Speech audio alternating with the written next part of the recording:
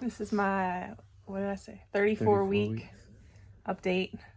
This is how it's going pretty much right now. The stuff's really good. And I'm getting my belly rubbed. So life is good.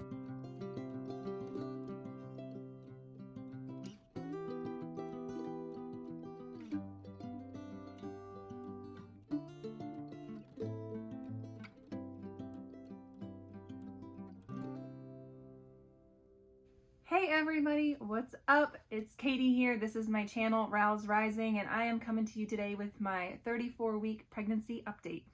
I think what I'm going to do is start updating you guys weekly so that I can just kind of tell you what's going on in our life, update you about how I'm doing physically, emotionally, my health, all that kind of stuff, as I am carrying baby number 5 for our family, and I am due in about 6 weeks, give or take. Probably give, because I tend to have babies really late.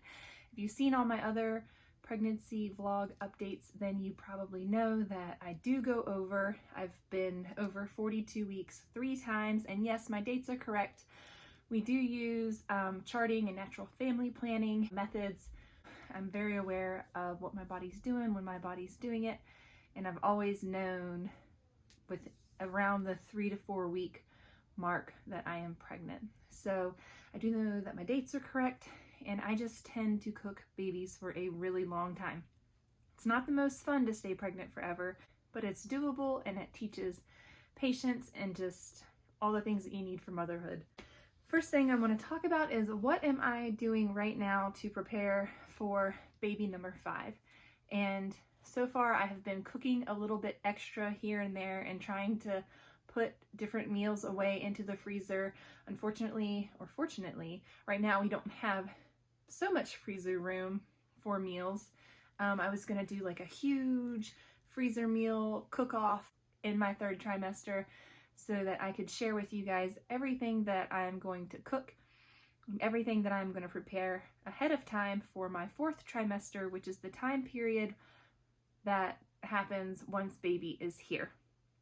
So with the 4th trimester, it's going to be a lot of snuggling baby and keeping baby in my arms, on me, around me, really close to me. And so I'm going to need all the help I can to have meals prepared easily, nourishing meals, things that are going to help me recover and feed my family and keep my kids satisfied, help them grow healthy and strong. So it's important for me to go ahead and have a whole lot of food prepared for that time period. My husband is excellent in the postpartum. He is a vet at all of this, and this is our 5th time doing this, so he's been down this road before.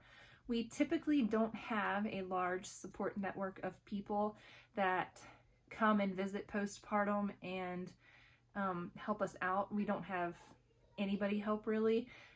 With a few of our children, we have had meal trains that friends have set up for us, and that has helped provide us with dinners for a couple of weeks.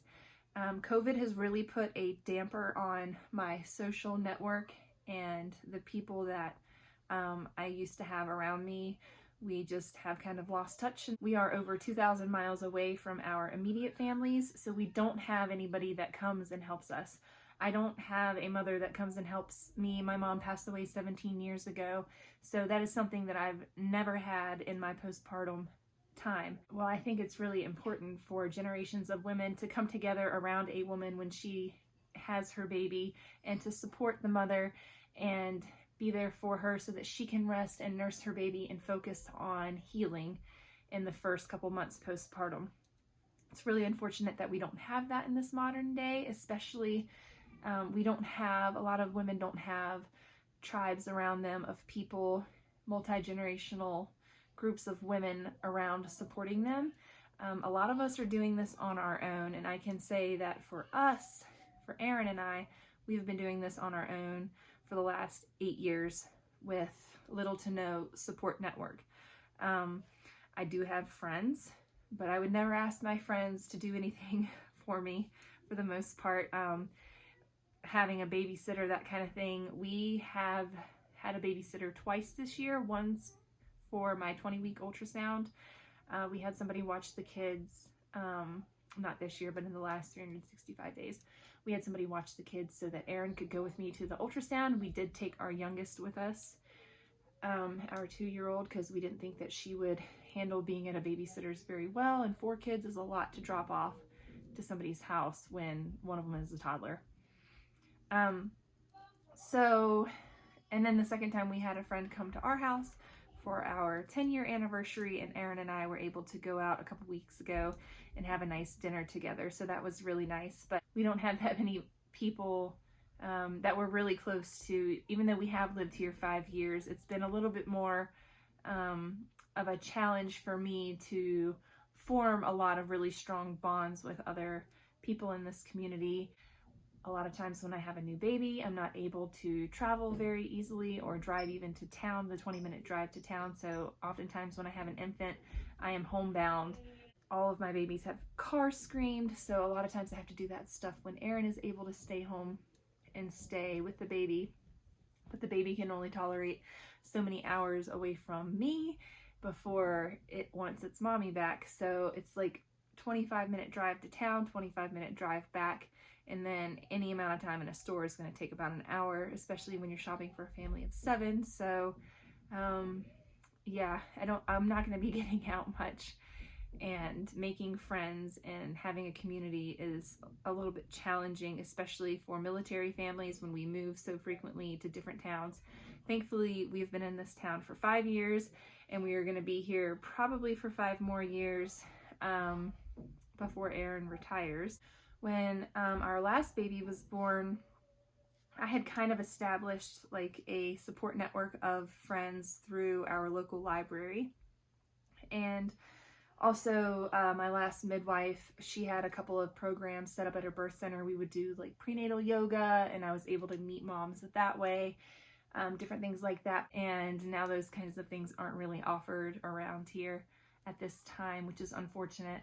And all of that is to say that for me, I feel like I can be best prepared for the postpartum by making my family healthy, nourishing meals before this baby comes, so that when this baby comes, we can have those foods on hand, and then it's easier for my husband to put together meals for us. So one book, I actually checked this out from the library, and this is the second time I've checked it out from the library. It is a great book. It's called The First 40 Days. And in it, it talks a lot about the care of the mother and how to nourish and support the mom in her first 40 days postpartum. There are a ton of really great and nourishing recipes in here. So I've taken the time to write down a few of them, and a few of them that I will be making ahead to have in our freezer or to have on hand for my postpartum meals. So of course I'm going to start with the first couple things, and I have made these before. These are Rice Krispie Protein Fat Bomb Bars, is what I call them. But the Rice Krispie Protein Bars, they are amazing. If you check out my playlist that has dairy-free recipes, that is where you will see the recipe for these Rice Krispie treats. And I'm going to make up a couple of trays of those and pre-slice them, put them in a Ziploc bag, keep them in the freezer, because once they start to get room temperature, they do get kind of melty. But they're great to just pop out of the freezer and eat, and they are something that would be a great snack for a postpartum mom. So I'm going to be making a bunch of those to keep on hand for snacks when I'm nursing, or snacks when the kids need them. I also wrote down a recipe for a ceremonial hot chocolate, and it looks really good. It is a dairy-free hot chocolate drink. Then I wrote down a recipe for nourishing brownies, because they are high in protein, very little sugar in them, and they just looked really, really good. I'm going to be making a quinoa, lentil, and greens soup, and that's going to go in the freezer, and then a sausage stew to go in the freezer, and those are going to be just easy soups or stews that my husband can take out and put in the crock pot and heat up for lunch or dinner. And then we'll have a bunch of easy bagged salads on hand and that kind of thing. So I think for any mom expecting a baby, it is wise to meal prep ahead of time and try to get some things into the freezer that are going to be easy for you to prepare for yourself, either single serving items for when you don't have any help around the house, or complete meals for your whole family, whether it's a soup or a stew, casserole, snacks, lactation cookies, anything that you can make ahead of time before baby comes to help is going to be something that you're going to appreciate so much in that postpartum period. Then I'm also going to be preparing ahead of time a sitz bath, but I'll get into more detail about the herbal sitz bath later on, and I'll even talk to you guys about some postpartum care things that I'm going to be doing in preparation for postpartum. So like personal care items, that kind of thing. Okay, so another thing I want to talk about is my birth kit. I have recently ordered my birth kit, and our plan is to have this baby born at home. It'll be born right here, probably in our bedroom, either in the birth pool or on land, on the bed, on the floor. I'm not really sure, maybe in the bathroom, maybe out there in the living room. But we are planning another home birth. I have decided and set it in concrete that I am going to have a home birth. I am no longer going back and forth between birth center or home birth.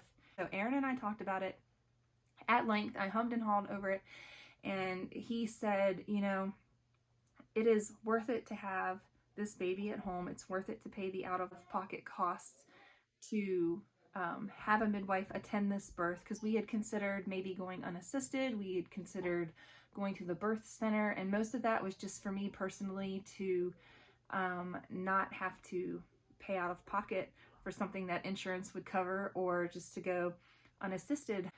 We are 25 minutes from a hospital, and it's about 10 minutes for emergency services to get to our house, and I may not be able to get emergency care quick enough. But if I have a midwife here attending, if she makes it in time, she will be here in case of an emergency to handle any kind of emergency procedure. If anything goes wrong with the newborn, they have the oxygen, like resuscitation equipment, and they have everything that they would need while we wait for transfer of care, like an ambulance. You know, there's always that what if, so I have a little bit of where I trust my body, but there's always that risk, and so it is worth it to have a midwife that has the medications, that has the tools, that has the knowledge to be able to help us in an emergent situation, and to have a midwife come to our home birth so that we can be here with our children.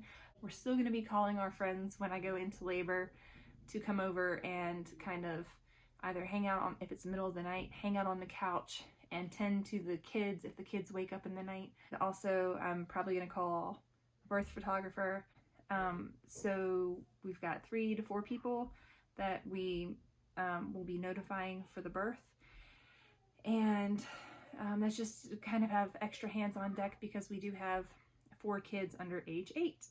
And while the big kids are fine and can do pretty much anything for themselves, it is the 5-year-old and the 2-year-old that might need a little bit of additional adult support, and not so much like their brother and sister, who are great with them, but I wouldn't want to put the responsibility on my big kids to watch and take care of and nurture the younger ones while I'm in labor. So it's nice to have an adult here to help with that if it so works out in the situation.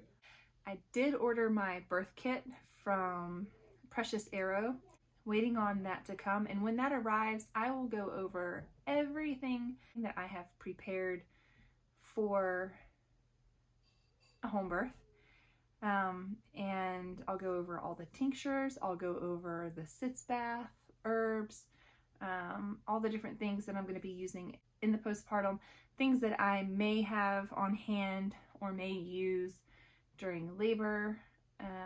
I'm excited because we have a TENS machine that my husband got for his back, and it's possible I might find some kind of relief from the discomforts of labor with the TENS machine. So I'm excited to give that a try, or at least have it in our repertoire bag of tools in case, let's say this is a long drawn out labor and I need some relief every once in a while, or I need some kind of help or coping technique mechanism, I have the TENS machine to try that with this time around.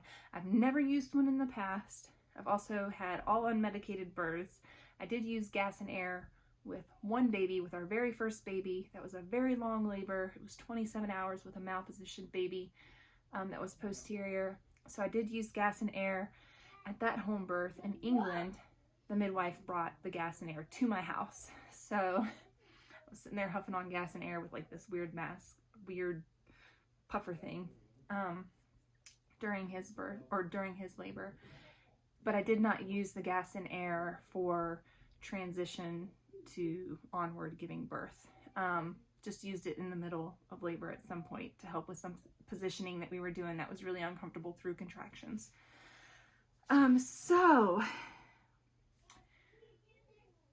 I've kind of addressed postpartum support, which is we are relying on ourselves. It's my husband mostly that's going to be doing postpartum stuff for me. He will be making the meals and serving me breakfast in bed. I am sure he just dotes on me and takes such good care of me in the postpartum period. I feel like over the years he has really improved his game in the postpartum doula department, and lately he's been brushing up on a few little recipes that he's excited about, that he has figured out how to make some things, and he's excited about that. I typically do all the cooking unless I have a new baby or unless it's food going out on the grill, but he has paid attention and picked up and learned from me more recently, especially like in the last year or two. He's taken a lot more interest in cooking and how I do things and wanting to cook and prepare meals himself, and then he looks up his own recipes and tries things out,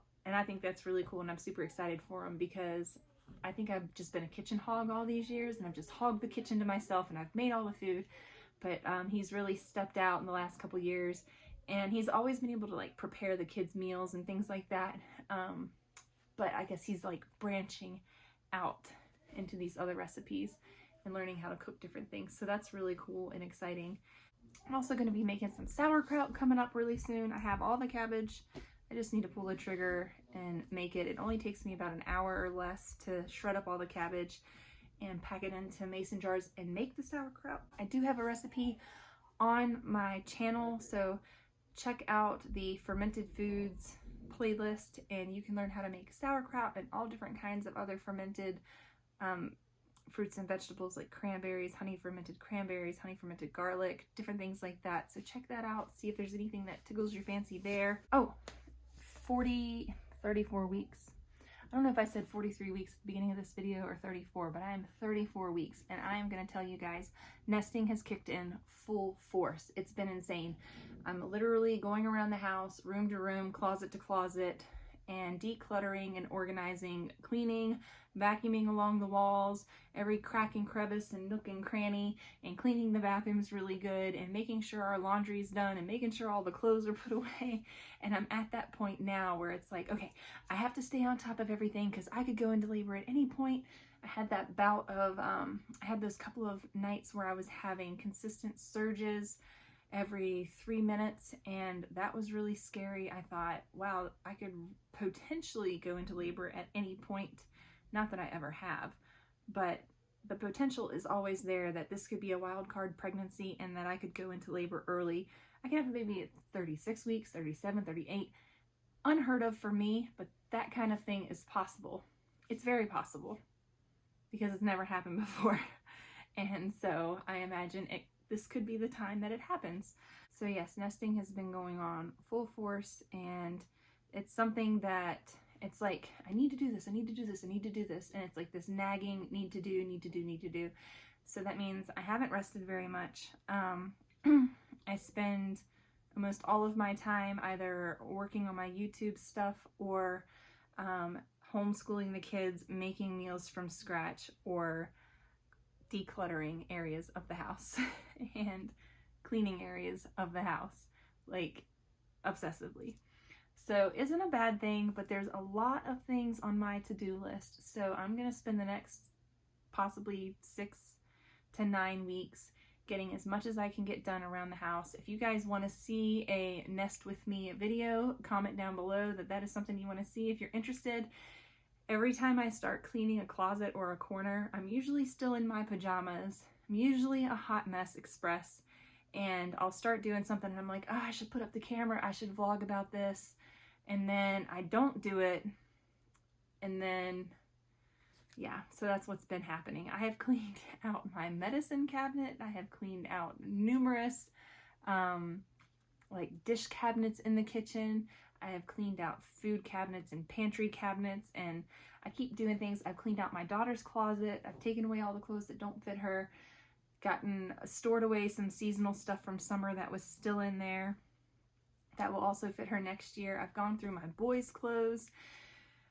I have a bunch of clothes, hand-me-downs that I need to go through. So I need to declutter my closet. I don't have like an excessive amount of clothes. I'm definitely not minimalist, but I would say I'm somewhere in the middle. A lot of it right now hanging up in my closet is maternity. This is an amazing sweater that my stepmother sent me. I just got it the other day in the mail, and I have lived in it the last, well, not really. I've had to take showers and stuff, but it has just been such a great sweater to wear at the end of my pregnancy, keeping me nice and cozy and not restrictive at all. So that's been really great. But back to decluttering, I'm gonna have to rearrange my room because we've got to fit a birth pool in here.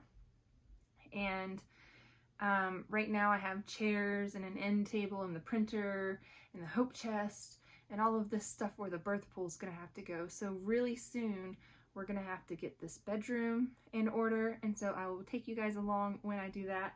And then I just have to get all the hand-me-down clothes in order and in bins, because right now all the hand-me-down clothes are in like comforter plastic bags, you know, and they're in like paper bags with the size written on them and shoved into closets, or they're in boxes somewhere. Everything's labeled. It's just a matter of me going through the stuff and saying, okay, do we really need this? And I really just want to go through and save items that held up really well and that are in really great shape. I have a feeling I've saved probably too much stuff, but the good thing about saving too much stuff is that we haven't had to buy hardly any clothes for our last 2 kids. I did give away sizes like 3T, 4T, and 5T, I think, of girls' clothes. So I have very little hand-me-downs for Annika coming up in the next couple of years, because we thought we were done when Torsten was born, and I got rid of a lot of Hagen stuff. I held on to a few things thinking that maybe there was a possibility, but I gave a lot of stuff away to friends in the community. And actually, one of my girlfriends, she was able to give me a lot of that stuff back, so that was really cool. She gave me a bunch of hand-me-downs because her daughter had gone through them, and then Annika actually has some things that were Hagen's, but they've been through another child and then come back to us. So we take really good care of our clothes for the most part. Boys' stuff, but the girls' stuff usually is in really good shape. That is another thing that is on my to-do list to go through, and also see if there's anything else for this baby that might be stashed away in something, because a lot of times when I would pack clothes away for another kid, when Annika was a baby, I would like stash some of her stuff in there too. So really have to get organized. I need to get my pantries organized. I want to get my front entryway, mudroom, laundry room organized, and some kind of organization system in there. Maybe a shoe bench, storage bench, coat rack type deal needs to go in there. And there's just so many things. We did not get the bathroom renovated, our master bathroom renovated like we wanted to before this baby came, but that's okay. That can happen down the road, closer to when we are ready to sell this house and move. I figure if I hold off on renovation stuff, I'll be able to use the most modern trends when it comes closer to time to sell this house. So the master bathroom still hasn't been renovated. So that's okay. Everything still works in there pretty good. So we'll be able to use the bathroom in the postpartum, and of course like for labor and everything like that, and to fill up the pool. Yeah, I'm not sure what else to cover here with you guys. If you have any questions, if you have any concerns, please leave them down in the comments. I would love to answer them. If you haven't already checked out this book, you can get it from your local library, or you can order it from Amazon. I will put a link down below in the video's description of this. Down in the description, I will also link playlists for my dairy-free playlist. A lot of moms have to go dairy-free when they are breastfeeding their babies because babies tend to be intolerant to the large milk cow dairy proteins. So something to keep in mind if you have a baby with colic reflux. It might take a look at your diet and what baby is getting. I discovered a couple babies in that dairy was a huge trigger for my babies, and so it was a huge irritant, made them miserable, and so I've chosen to go dairy free. Usually within a few weeks of giving birth I'll go dairy free. This time my plan is to go dairy free in like a week or two. And but cheese is just about it. I don't drink cow's milk, and I try to do dairy free most everything, but cheese is pretty good. Fortunately, I can substitute goat cheese. I have found with all of my other babies, they were able to tolerate goat's milk products, so I can make like goat cheese on pizza. It's surprisingly really good, and a few other things. And then I do a lot of like cashew creams and things of that nature, which are in my dairy-free recipe playlist. So check all of that stuff out if that's something that you're into.